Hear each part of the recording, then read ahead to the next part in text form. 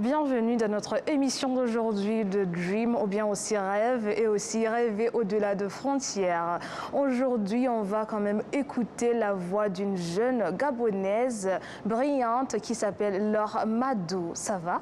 Oui, ça va. Ok, pour votre information, aujourd'hui, Laure, elle est étudiante ici dans l'université, ici au Rwanda, mais aussi elle a déjà Émission radio. Émission radio quand même, ici même aussi au Rwanda dans l'université. Ça va? Oui, ça va bien, merci. Comme enchaîner, j'aimerais bien quand même savoir, tu peux quand même nous raconter ton histoire de ce qui t'a poussé de venir ici au Rwanda étudier? J'ai cherché où aller. On n'avait pas encore trouvé avec ma famille où m'envoyer. Et les endroits où on a trouvé, bizarrement, les portes se fermaient. Et le Rwanda arrivait assez facilement et je suis venue. Et tu es ici depuis quand? Ça fait 1 an et demi déjà. 1 an et demi. Alors, ça veut dire que tu as déjà encore comme 2 ou 3 ans ici? Oui, exactement, oui. Ok. Comment c'est l'expérience ici? Humainement parlant, c'était vraiment pas bien. Je ne veux pas dire que je suis tombée sur des mauvaises personnes. Je veux plutôt dire que je les ai rencontrés au mauvais moment. Donc ça a donné juste un mauvais résultat. Okay. Donc humainement parlant, non, c'était pas vraiment bien. Juste avant? Oui, juste avant. Quels étaient les obstacles que tu as vécu depuis? La langue, déjà. La langue c'était compliqué.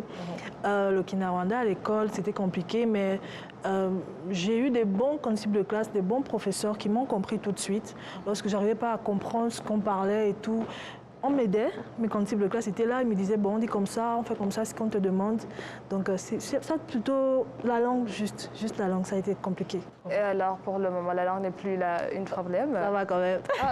Raconte-moi un peu alors. Je m'en sors déjà un peu quand même. Ok, en fait, comme quelqu'un qui a une radio-émission ici en Rwanda, quelle est ton audience déjà? Notre plus grande audience, on a été 1700 personnes connectées. On ne s'y attendait pas. On a même publié sur Internet. Oui. C'était vraiment une surprise pour nous. Et voilà, 1700 personnes. Alors, tu viens de nous dire que juste avant, c'était vraiment très difficile. Une expérience qui n'était vraiment pas très bonne. Jusqu'à ce que je rencontre Brice. Alors, et puis, comment ça se passe aujourd'hui alors? Alors, ça se passe bien. Je pense que je suis sur la bonne voie. J'ai créé cette émission Grand Débat, justement, avec Brice, et on s'en sort bien, on forme une bonne équipe. En parlant alors de l'éducation rwandaise, qu'est-ce qui t'a poussé de choisir de l'éducation rwandaise? Pourquoi pas chez toi ou bien même aussi dans les autres pays africains? Peut-être aussi financièrement, il ne faut pas se cacher. Financièrement, c'était un peu plus approprié d'ici au Rwanda. Et lorsque j'arrive, je suis surprise parce que je me rends compte que ce que je veux faire comme métier est très accessible ici. C'est facile ici à apprendre, c'est facile ici à connaître certaines choses. J'ai découvert Internet, beaucoup de choses ici, et voilà. Ok, et aussi en parlant de votre radio-émission, toi et Brice, comment est-ce que ça se passe de collaborer des deux? Tu étudies et aussi tu as déjà comme, je dirais, une obligation de prendre en charge votre émission et aussi préparer ce que vous allez travailler sur, tout ça. Comment ça se passe? C'est pas facile parce que je suis pas très calme. Brice, par contre, il est très calme, ce qui fait qu'on se rejoint beaucoup, on se complète. Et on n'est pas seul, on a aussi China qui est là, on a de temps en temps, on a Andy qui sont là, qui nous accompagnent. Donc c'est assez facile, si je peux le dire comme ça, mais parfois les tempéraments, c'est... Ok, est-ce que ça te prend pas beaucoup de temps? Je ne sais pas. Non. Mais moi, je sais ce que je dois faire. Je sais qu'il faut que j'envoie des informations tel ou tel jour. Je sais qu'il faut que je dise ça. Je cherche vite des choses et non, ça ne me... En fait, comment ça s'appelle encore votre émission? Grand Débat. Grand Débat sur quelle radio? Sur OR.radio. Waouh, ok. Juste, notre émission s'appelle Passe-Soi, ou bien aussi mot de passe. Quel est ton mot de passe que tu aimerais bien donner aux jeunes gens rwandais, africains, gabonais?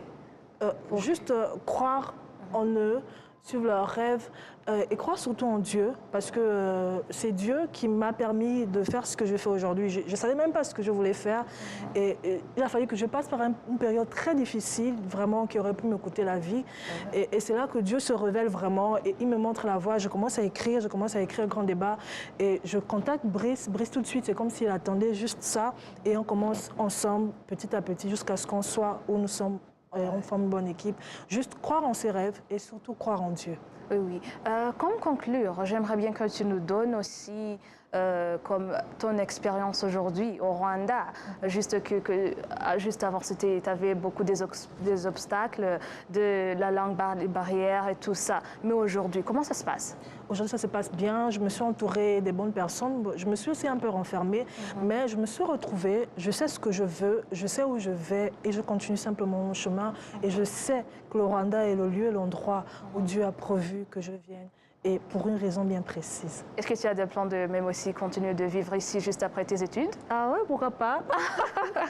et aussi continuer votre radio-émission? Oui, la radio, oui, je veux continuer. Tant que l'école, je pense qu'on fait du bon travail. Nos professeurs nous félicitent souvent. Ouais. Donc je pense que l'école va toujours nous permettre d'être là jusqu'à ce qu'il y aura d'autres ouvertures, pourquoi pas. Ok, alors merci beaucoup. Merci à toi. Okay. C'était Laure Madoua en parlant de son expérience ici au Rwanda et aussi des obstacles. Quels sont les voix des jeunes qui viennent des autres pays ici au Rwanda? Merci beaucoup, on retourne juste après.